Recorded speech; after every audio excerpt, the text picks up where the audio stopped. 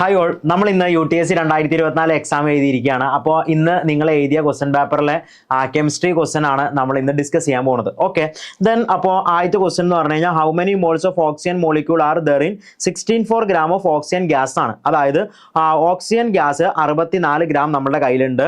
അതിൽ എത്ര മോൾ ഓക്സിജൻ തന്മാത്രകൾ ഉണ്ട് എന്നാണ് ചോദ്യം അല്ലേ. അപ്പോൾ നമുക്കറിയാം നമ്പർ ഓഫ് മോൾസ് കണ്ടുപിടിക്കാനുള്ള equation number of moles equal to given mass 64 divided by gram molecular mass of oxygen. അത് എത്രയാണ്? 32 ആണ് ഓക്സിജന്റെ ഗ്രാം മോളിക്കുലാർ മാസ് വരിക.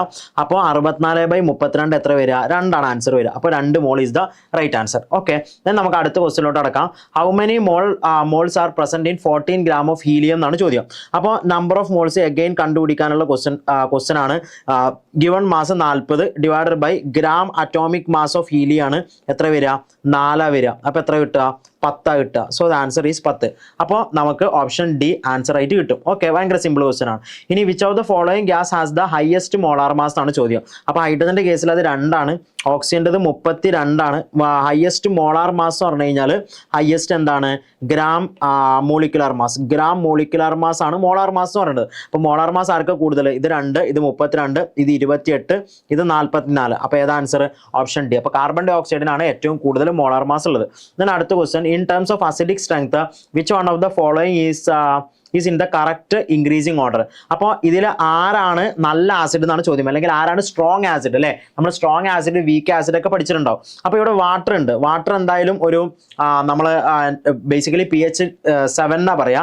അപ്പോൾ വാട്ടറിനേക്കാളും നല്ല ആസിഡാണ് അസറ്റിക് ആസിഡും ഹൈഡ്രോക്ലോറിക് ആസിഡും. അപ്പോൾ അസറ്റിക് ആസിഡ് അഥവാ വിനെഗറിനേക്കാളും സ്ട്രോങ് ആണ് ആക്ച്വലി HCl അഥവാ ഹൈഡ്രോക്ലോറിക് ആസിഡ്. അപ്പോൾ നമുക്ക് അറിയുന്നതാണ് വാട്ടറിനേക്കാളും സ്ട്രോങ് ആണ് അസറ്റിക് ആസിഡ്, അതിനേക്കാളും സ്ട്രോങ് ആണ് ഹൈഡ്രോക്ലോറിക് ആസിഡ്. അപ്പോൾ ഹൈഡ്രോക്ലോറിക് ആസിഡ് ഒരു സ്ട്രോങ് ആസിഡ് ആണ്, അസറ്റിക് ആസിഡ് ഒരു വീക്ക് ആസിഡ് ആണ്.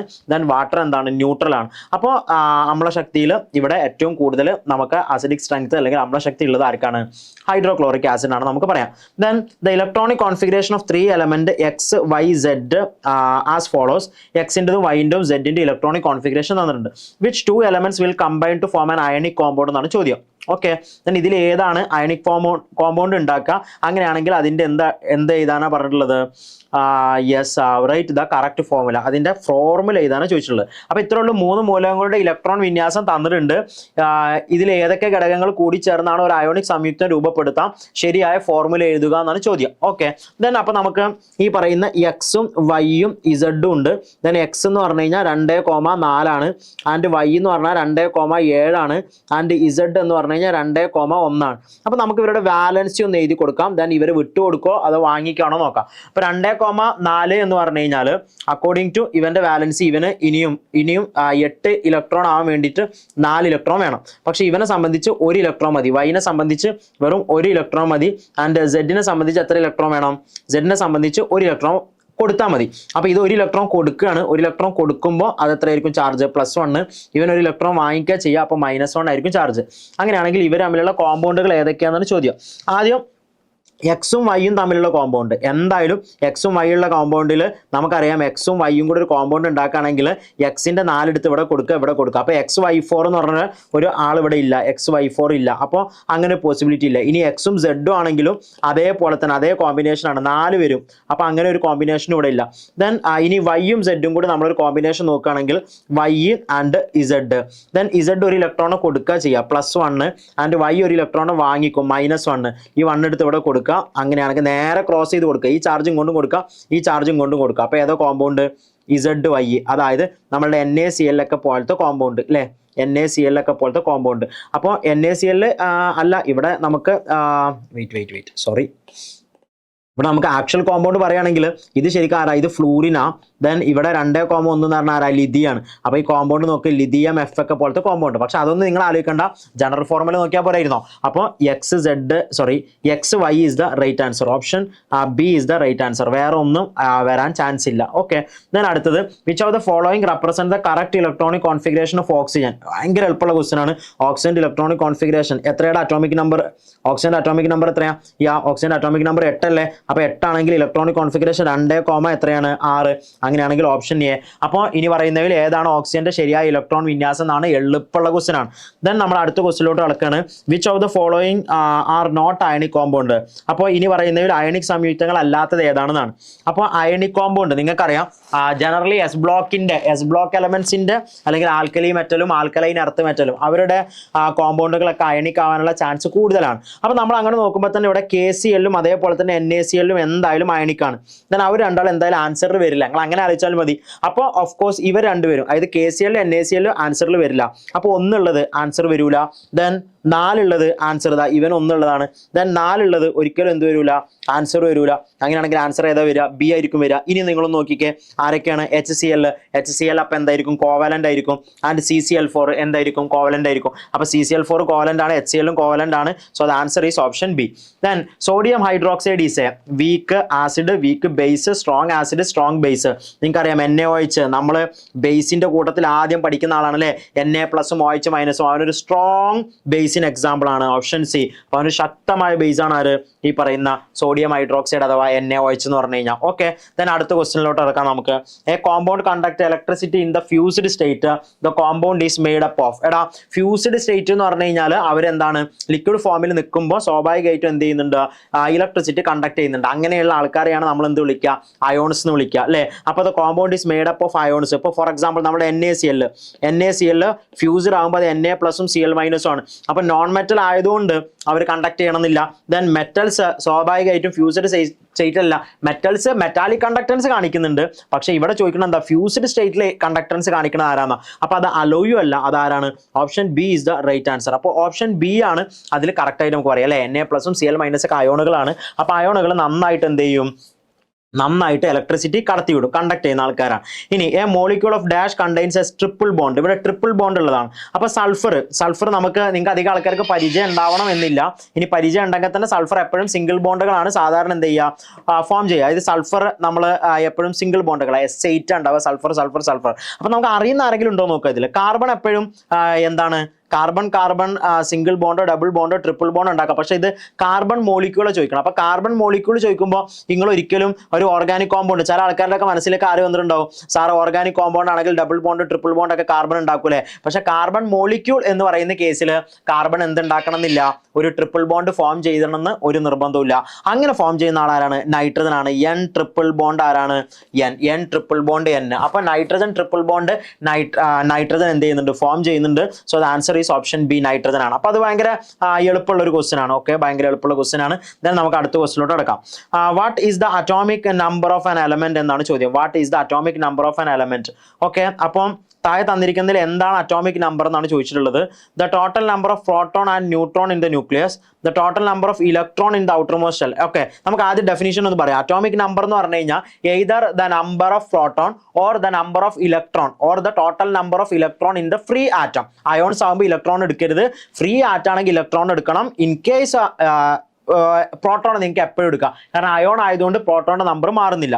അപ്പോൾ നോക്കിക്കോ, total number of proton and neutron തെറ്റാണ്, അതെന്താണ്, അത് മാസ് നമ്പർ ആണ്. Total number of electron in the outermost shell, ഇത് നമ്മളെ തിരിപ്പിക്കാനുള്ള സാധനമാണ്. ഔട്ടർമോസ്റ്റ് ഷെല്ലിലുള്ള ഇലക്ട്രോണുകൾ ആവണം എന്നൊരു നിർബന്ധമില്ല. Total number of electron in an atom ആണ്, അല്ലാണ്ട് ഔട്ടർമോസ്റ്റ് ഷെൽ അല്ല. Then total number of proton in the nucleus, which will be correct. And the total number of neutron in the nucleus ആവണം എന്നൊരു നിർബന്ധമില്ല.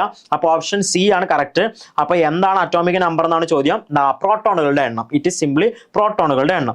ഇനി അടുത്ത question, the number of sigma and pi bond present in. Okay, yes, നമ്മൾ ഇന്നലത്തെ ലൈവിൽ ഇങ്ങനത്തെ question നമ്മൾ കണ്ടിട്ടുണ്ട്. ഇവിടുത്തെ സിഗ്മ ബോണ്ട് പൈ ബോണ്ട് നിങ്ങളുടെ എണ്ണാനാ പറഞ്ഞത്. നോക്കോ, അപ്പൊ എങ്ങനെയാണ് സിഗ്മ ബോണ്ട് പൈ ബോണ്ട് എണ്ണ. ഫസ്റ്റ് ഇത് CH3 അല്ലേ, യെസ് CH3. നോക്കോ, 1 2 3 ഹൈഡ്രജൻ. ദെൻ CH അല്ലേ, SCH. ദെൻ അടുത്തത് ഡബിൾ ബോണ്ട് അല്ലേ, ദെൻ ഒരു CH കൂടി ഇല്ലേ, പിന്നെ C ഉണ്ട്, ട്രിപ്പിൾ ബോണ്ട് ഉണ്ട്, അതേപോലെ തന്നെ H ഉണ്ട്. അങ്ങനെയാണെങ്കിൽ ആദ്യം നമുക്ക് സിഗ്മ ബോണ്ട് ഒന്ന് എണ്ണാം. യെസ്, 1 2 3 4 5 6 7 8 9 10. അപ്പോൾ 10 സിഗ്മ ബോണ്ടുകൾ. അപ്പോൾ ഇതൊരിക്കലും ആൻസർ വരില്ല, ഇതൊരിക്കലും ആൻസർ വരില്ല. ദെൻ എത്ര പൈ ബോണ്ടുകൾ നമ്മൾ എണ്ണാൻ പോവാണ്. ഒരു പൈ ബോണ്ട്, രണ്ടാമത്തെ പൈ ബോണ്ട്, മൂന്നാമത്തെ പൈ ബോണ്ട്. അപ്പോൾ 10 സിഗ്മ, ദെൻ 3 പൈ. അപ്പോൾ അപ്പോൾ ഓപ്ഷൻ എ ആണ് കറക്റ്റ് ആൻസർ അല്ലേ. ദെൻ അടുത്ത ക്വസ്റ്റ്യനിലോട്ട് കിടക്കാം. The places that were left empty by Mendeleev were as, അതായത് മെന്റലീവ് തന്റെ പീരിയോഡിക് ടേബിളിൽ ചില മൂലകങ്ങൾക്ക് വേണ്ടിയിട്ട് ഗ്യാപ്പ് ഇട്ടിട്ടുണ്ടായിരുന്നു. ചില അന്ന് കണ്ടുപിടിക്കാത്ത പല മൂലകങ്ങളെ അങ്ങേര് ഗസ് ചെയ്തിട്ടുണ്ടായിരുന്നു. ആ മൂലകങ്ങൾ ഏതാണെന്നാണ് ചോദിച്ചിട്ടുള്ളത് അല്ലേ. പല ആൾക്കാർക്കും അറിയാം. It is eka aluminium and eka silicon. Eka aluminium and eka silicon. Eka അലൂമിനിയത്തിന് നമ്മൾ ഇന്ന് വിളിക്കുന്ന പേരാണ് എന്ത്? ഗാലിയം. ആൻഡ് ഏക്ക സിലിക്കൺ നമ്മൾ ഇന്ന് വിളിക്കുന്ന പേരാണ് എന്ത്? ജെർമേനിയം. അപ്പൊ ഗാലിയം ജെർമേനിയം ആണ് ആൻസർ, അല്ലാണ്ട് അലൂമിനിയം സിലിക്കൺ അല്ല. അലൂമിനിയം സിലിക്കൺ എന്ന് കണ്ടുപിടിച്ചിട്ടുണ്ട്. അലൂമിനിയത്തിന്റെ താഴെ സിലിക്കണിന്റെ താഴെയുള്ള എലമെന്റ്സ് ആണ് അവന്മാര്. ഓക്കെ അല്ലേ. അപ്പൊ gallium and germanium is the right answer. Then നമ്മൾ അടുത്ത ക്വസ്റ്റിലോട്ട് അടക്കാണ്. What type of chemical reaction take place when electricity is passed through H2O? എടാ H2O ഇലക്ട്രിസിറ്റി കടത്തി വിടുമ്പോൾ H2O വിഘടിച്ച് H2+O2 എന്നായിട്ട് മാറും. അങ്ങനെയാണെങ്കിൽ ഇത് ഏത് ടൈപ്പ് ഓഫ് റിയാക്ഷൻ ആണെന്നാണ്? ഇത് ഡിസ്പ്ലേസ്മെന്റ് റിയാക്ഷൻ ആണോ? അല്ല. ഡിസ്പ്ലേസ്മെന്റ് ആവണമെങ്കിൽ ഒരാള് വേറൊരാളെ എന്ത് ചെയ്യണം? ഡിസ്പ്ലേസ് ചെയ്യണം. ആദേശ രാസപ്രവർത്തനം ആവണം. അപ്പൊ H2O കൂടെ ഇലക്ട്രിസിറ്റി കടത്തി വിട്ട് കഴിഞ്ഞാൽ അതൊരിക്കലും ഡിസ്പ്ലേസ്മെന്റോ ഡബിൾ ഡിസ്പ്ലേസ്മെന്റോ അല്ല. ദെൻ കോമ്പിനേഷൻ ആണോ? ഇല്ല. കോമ്പിനേഷൻ എന്ന് പറഞ്ഞാൽ ഇതിന്റെ ഓപ്പോസിറ്റ് ആണ് കോമ്പിനേഷൻ. ഹൈഡ്രജനും ഓക്സിജനും കമ്പൈൻ ചെയ്യുന്നു, H2 ഉണ്ടാവുന്നു. ഇതെന്താ സംഭവിക്കുന്നത്? ഇത് മുറിഞ്ഞു പോവാണ്, ഇത് വിഘടിക്കുകയാണ്. വിഘടനം എന്ന് പറഞ്ഞു കഴിഞ്ഞാൽ എന്താണ്?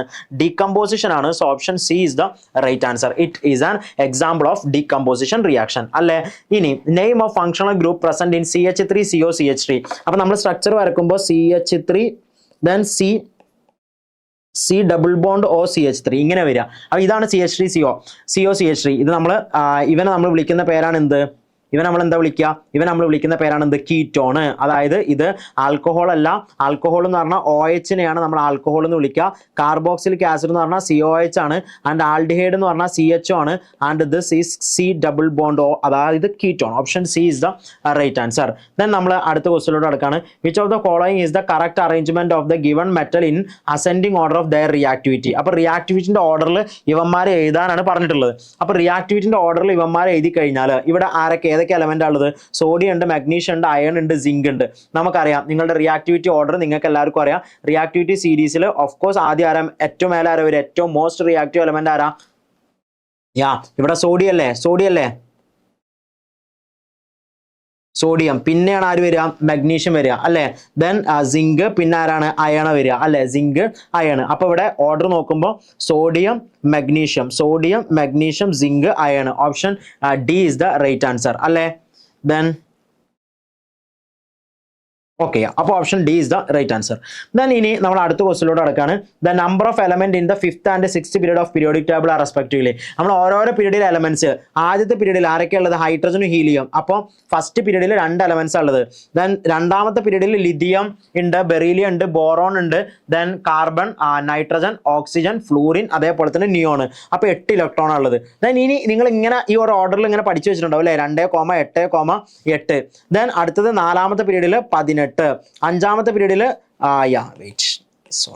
അഞ്ചാമത്തെ പീരീഡിൽ അഗൈൻ 18, 6ാമത്തെ പീരീഡിൽ 32, 7ാമത്തെ പീരീഡിൽ 32. ഇത്ര എലമെന്റ്സ് വരിക. ഇതെല്ലാം കൂടി കൂട്ടി നോക്കി നിങ്ങൾ 112 കിട്ടും. ഇതെല്ലാം കൂടി കൂട്ടി കഴിഞ്ഞാൽ അല്ലേ 32, 50, 100, 116, 118. അപ്പോൾ ഇവർ ചോദിച്ചിട്ടുള്ളത് 5ഉം 6ഉം ആണ്. 5ഉം 6ഉം എന്ന് പറഞ്ഞാൽ അപ്പോൾ 18,32. Option C is the right answer. Option C is the right answer. Then നമ്മൾ അടുത്ത ക്വസ്റ്റിലോട്ട് നടക്കാണ്. The molecular formula of ammonium sulphate is. The molecular formula of ammonium sulphate. Ammonium സൾഫേറ്റിന്റെ തന്മാത്രാ സൂത്രവാക്യമാണ്. അപ്പൊ നിങ്ങൾക്ക് എല്ലാവർക്കും അറിയാം അമോണിയം എന്ന് പറഞ്ഞു കഴിഞ്ഞാൽ ആരാ? NH4+. സൾഫേറ്റ് എന്ന് പറഞ്ഞു കഴിഞ്ഞാൽ ആരാ? SO4 2-. അപ്പൊ നമ്മൾ ഇവരെ നേരെ ഇങ്ങോട്ടേക്ക് എടുത്തു കഴിഞ്ഞാൽ നോക്കിക്കോ, ഇവർ തമ്മിലുള്ള കോമ്പൗണ്ട് NH4ഉം SO4ഉം. ഈ -2 ഇവിടെ ഇട്ട് കൊടുക്കുക. ഇത് 2 ആയിട്ട് ഇട്ട് കൊടുക്കുക. മൈനസ് ഇടരുത്, 2 ഇടുക. ദെൻ ഈ പ്ലസ് ഇവിടെ ഇടുക. അപ്പൊ ആരാണിത്? ഇത് NH4 twice. This is NH4 twice. പിന്നെ ആരാണ്?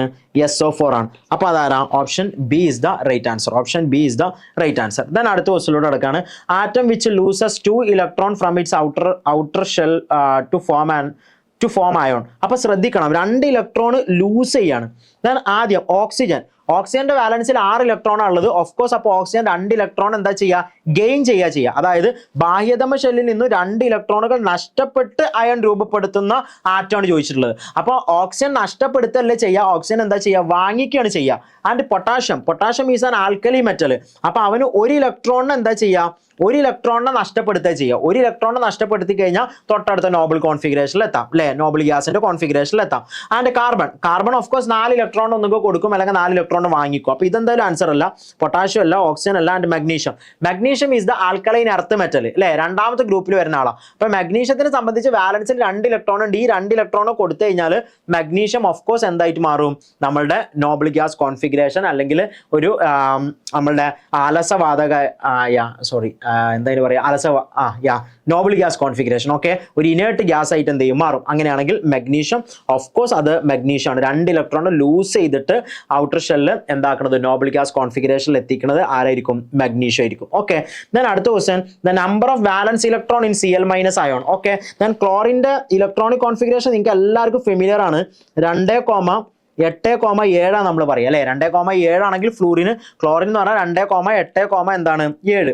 അപ്പൊ 17 അറ്റോമിക് നമ്പർ. പക്ഷെ ഇവർ ചോദിച്ചിട്ടുള്ളത് number of valence electron in Cl- ആണ്. അപ്പൊ Cl- എന്ന് പറയുമ്പോൾ ഇവൻ ഒരു ഇലക്ട്രോണും കൂടെ എന്ത് ചെയ്യുന്നുണ്ട്, വാങ്ങിക്കുന്നുണ്ട്. അപ്പൊ ഇത് Cl- ആകുന്ന സമയത്ത് ഒരു ഇലക്ട്രോണും കൂടി വരുമ്പോൾ ഇത് 2,8, എന്തായിട്ട് മാറും, 8 ആയിട്ട് മാറും. അപ്പൊ പല ആൾക്കാർ 7 എഴുതി വെച്ച് കഴിഞ്ഞാൽ എന്താ പ്രശ്നം, അത് Cl-ന്റെ ആവുള്ളൂ, Cl- ആവൂല. അപ്പൊ Cl- വാലൻസിൽ എത്ര ഇലക്ട്രോൺ ഉണ്ടെന്ന് വെച്ച് കഴിഞ്ഞാൽ ദ ആൻസർ ഈസ് എത്രയാണ്, 8. ദെൻ ഇത്രയും ക്വസ്റ്റ്യൻ ആണ് ഇന്നത്തെ നമുക്ക് ചെയ്യാനുണ്ടായിരുന്നത്. ഓക്കെ, സോ അപ്പോൾ 20 ക്വസ്റ്റ്യൻ നമ്മളോട് ഡിസ്കസ് ചെയ്ത് കഴിഞ്ഞിട്ടുണ്ട്. സോ അപ്പോൾ എക്സാം എഴുതിയ എല്ലാവർക്കും ഒന്നുകൂടി അഭിനന്ദനങ്ങൾ. ഓക്കെ, ദെൻ ഇനിയും ഇങ്ങനെയുള്ള എക്സാമുകളൊക്കെ വന്ന് എഴുതുക, നമ്മൾ പാർട്ടിസിപ്പേറ്റ് ചെയ്യുക. ദെൻ ഓഫ് കോഴ്സ് ഇതിൽ സ്കോളർഷിപ്പ് കിട്ടിയവരും കിട്ടാത്തവരൊക്കെ എന്ത് ചെയ്യാം, അതിനെക്കുറിച്ച് അതിൻ്റെ ഫർദർ എങ്ങനെയൊക്കെയാണ് കാര്യങ്ങൾ എന്നൊക്കെ ചോദിച്ചറിഞ്ഞ് അതിനനുസരിച്ച് നിങ്ങളുടെ +1 +2 പഠനമൊക്കെ എന്താക്കുക, നല്ല രീതിയിലാക്കുക. സോ എനിവേ എല്ലാവർക്കും ഒരിക്കൽ കൂടി അഭിനന്ദനങ്ങൾ. Thank you for watching.